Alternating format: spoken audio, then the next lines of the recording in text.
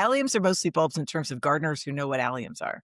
So we're going to kind of go 2/3 bulbs and 1/3 what appears to be an herbaceous perennial, but is actually kind of a rhizomatous bulb affair. And we'll talk about that later. But those wonderful things that grow in the summer. We say herbaceous, but that's not quite accurate. Let me just describe what I'm talking about. The bulb is a classic geophyte, on which I am a neophyte, but learning. The one that we're going to talk about now, is a rhizomatous perennial. So it is a perennial. And you would say, oh, it's herbaceous if you think herbaceous means it dies back to the ground in the winter. It does. But the species allium, which means garlic in Latin, are herbaceous geophytes with true bulbs, some of which are borne on rhizomes. And Marianne sent me a photograph of her ripping up her garden to demonstrate.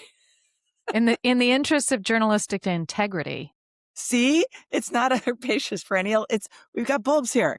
So tell us what you did. I'm a little ashamed, actually, that I've never looked into this a little bit deeply, because I've grown Millennium and I've just, transferred it from the pot into the garden and thought, oh, it's an allium. And I've grown them for many years now, but I've never really pulled them apart and looked at, okay, wait a minute, how is this growing? Like, I just need to actually look at the structure of this. How does it grow? And because I was reading this book on allium, and it was talking about that, the rhizomatous with a small thin bulb at the top. And sure enough, it's exactly what it looks like. It looks like a tiny little bulb. You can see that bulb, but then you've got the rhizome. Newer listeners, newer gardeners, this is a fairly newer plant. If you've grown chives in your garden, that you sort of have the idea of what it looks like. It's a strap-like foliage or kind of oniony like foliage, and these cute little purple balls flower if you let them, if you grow chives in your garden. But Allium Millenium came on the scene in 2000 and was named in 2018 the Perennial Plant of the Year by the Perennial Plant Association. It is fairly new for us old gardeners. So after it came on the scene, I'm like, well, I got to get me one.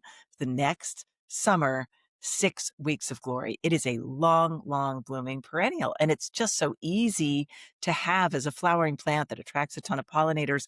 And it's very neat with its little tiny pink or purple lollipops going up. And it's just a pleasure and easy as pie. And the foliage isn't as annoying as the larger bulb allium foliage. It is actually, like right now in my garden, it's just standing straight up, beautiful green, sort of acting as a ground cover. So it's not a bother the way that if you had a large bulb allium that was just sitting there until smothering. And did we mention that you can pull that foliage up?